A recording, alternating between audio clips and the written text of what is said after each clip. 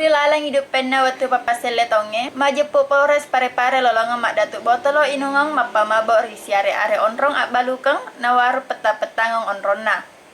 Na iya inungange mappa mabok rapanna ballo ritiwi lau kantor Polres Wanuana pare-pare.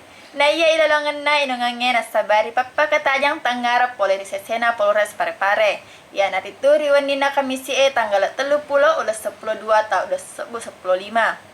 Napo ada kasat reskrim Polres Wanuana pare-pare, alena AKP Nugraha Pamungkas poadangi makkedai nareko operasi cipta kondisi ipalak bangenge sarekwa mangiwet di piarai kondisi anyamangan riwani terselek na wete mati. Jadi pada malam ini hari Rabu kami melakukan kegiatan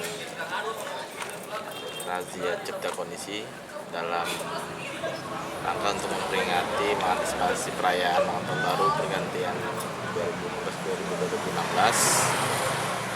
Salah satunya dengan sasaran operasi miras, di mana kami menemukan menyita minuman keras yang lokal, yaitu yang tidak memiliki izin, dan dari beberapa toko-toko juga itu minuman keras yang tidak ada izinnya.